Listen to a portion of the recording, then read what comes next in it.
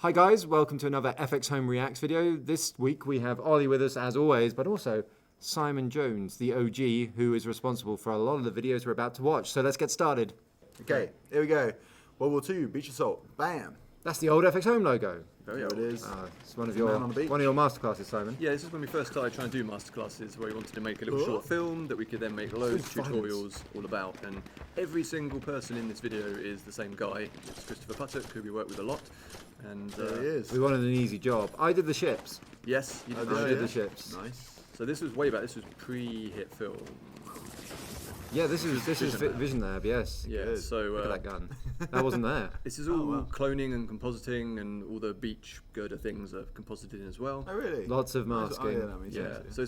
So it's a massive masking task basically, and his legs He's off. got his leg off. Well, yeah, he also headbutted the floor there, which wasn't Oh really? great. Yeah, and obviously the Well, headbutted his helmet as it bounced off the floor. yeah, he totally bashed his face in, Really? didn't he? Yeah, don't do stunts, guys. No, because that helmet was. Wasn't he a stunt man though? Like, Yeah, out of all the He people was to do at that stunt. point he was a trainee stuntman. Yes, yeah, he was heading that way. That's the kind of training you do. And that helmet was a proper metal helmet.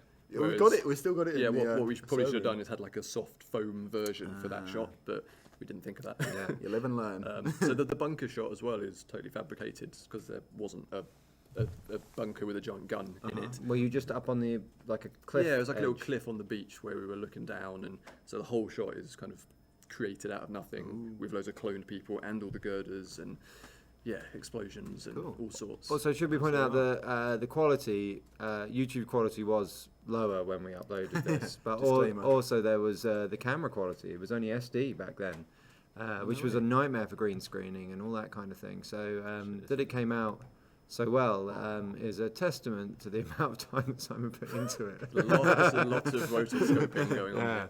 I think what's good about this video is that the scope of it was really carefully designed. So some of the other stuff we did back then was ridiculously ambitious for the time, whereas this one, because it was basically a lot of cloning and masking and rotoscoping, as long as we did that well, it kind of worked and it holds up quite nicely now. Yeah, Nice. and this was way before we had the ability to do camera tracking or motion tracking of any sort. Right, so wow. every single camera move is kind of artificial in post. Yeah. And then he's got his leg off.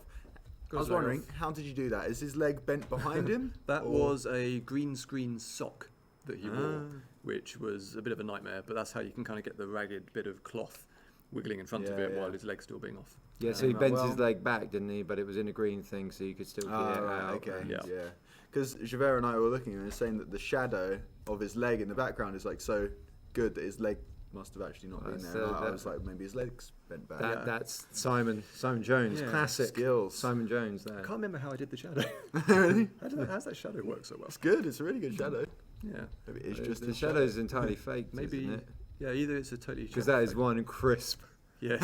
crisp shadow. If you look around his head on the shadow, it's...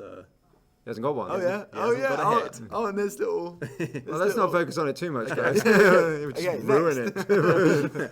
Right. So the next video we've got is one called "What's Your Idea?" and this was like an ad made in 2012 to advertise HitFilm 2. Oh yeah. This was quite a different production for us because this was the first time I think that we'd got in an external company to do the filming, and it was kind of produced in a more traditional way, I suppose, in that the actors were cast and we had multiple locations. This was in London. And the first shot Oh, was really? in Norwich. Yeah, we went out wow. into the countryside in Norfolk.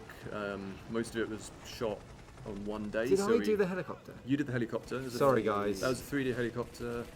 So this was shot on a rooftop in London. So that skyline is mostly real, but with obviously destruction. I don't think I added did in. that shot of the helicopter though. Some planes in the background. Yeah, I did the planes and the helicopter, and I think I did some of the other bits in this sequence. Yeah. So this is But now this is Simon's sequence. Norfolk countryside. And that stuff in the air isn't there. Yeah, this was I shot. love that. This was It's shot on really the good. same day as the bit in London. So we shot in London, then drove all the way up to Norfolk to shoot this, and we're very lucky with the weather and the traffic. Yeah. So this is the UFO landing sequence. That's a. Did someone make the UFO for us? I can't remember if it was made or if it was just a sort of purchased 3D model. And we still have this helmet around. Oh, they're the glasses. Yeah. Yeah, the tracked glasses. And then this helmet is still sitting around here Oh, somewhere. so it is. Yeah. And that suit. And Right there. this is in the Norwich Arts Centre. It was, Is that right? yeah. And Yeah. there's this wicked band and loads of people dancing. Did they just come in to do this specifically, or? Yeah, we had it was this kind of retro afternoon we put on. So there's lots of really interesting particle stuff here. I think what was interesting with this I love all the particles. is that basically every bit of promo we'd ever done previously was Star Wars or The Matrix or like the beach landing assault. It was all kind of action movie stuff. And this little segment in this video was pretty much the first time we were like, let's do something that isn't genre specific and is more motion graphics-y and isn't just appealing to people who love science fiction. Yeah. It's got a bit of everything in, so it shows the scope of what. That was the intention. It was meant to be like, these people all have ideas for a movie, and then you sort of go into their mind of them making it, and you can make it with HitFilm. This actually comes from an original idea that we had right at the start of Alan DV2, where we had a director who was really frustrated with his actors. But he was more frustrated with his process of making the film because it wasn't how he imagined it. Right. We tried to make a video, although it never saw the light of day, where he goes up to the actors and goes, no, it's meant to be like this. And then it starts happening in front of them. Like they actually, the sticks turn to the lightsabers and they one of them begins to fly and all of that. But it was our imagination of what it could be far outstripped our abilities, software, cameras, everything at that point. Would it now?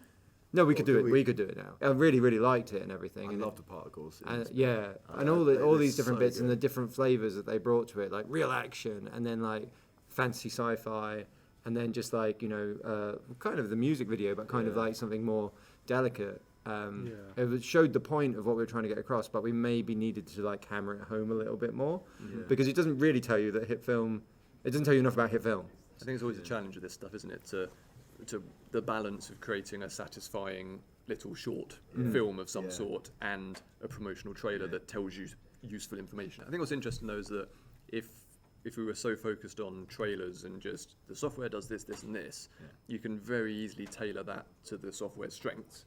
Whereas when you go off and try and make a satisfying short film, you end up pushing yourself in directions that then teaches you stuff about the software, which then gives you ideas for new features, and it kind of all loops around. It was the best test, wasn't it? Because we were such a small team, we didn't necessarily have those sort of big testing of it actually doing what it's meant to do as a product. So like normally when you were making these, you were leading up to a release, but it was also when you were most testing the software. So it was a real scary time for the developers because they knew that for the next 3 or 4 weeks you were going to be battering the software, trying to get it to do everything. So that's when most of the bad stuff would come out. They'd be like, Simon's got another bug, the shadows aren't doing what they're meant to be doing. And that would happen a lot. So I think in this side of the room we love making stuff. In the other side of the room they hate it when we make stuff. Thanks for watching this episode, guys. If you want to see any of the full-length videos that we've been watching, they are down in the description below. Remember to subscribe and hit the bell for notifications on when we next upload. Bye.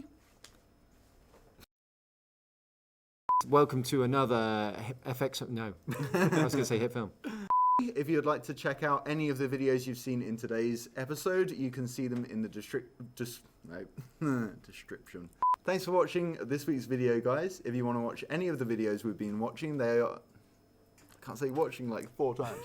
You can. In a minute. No, I can't. Just idiot. If you'd like to peruse. If you'd like to browse. All right.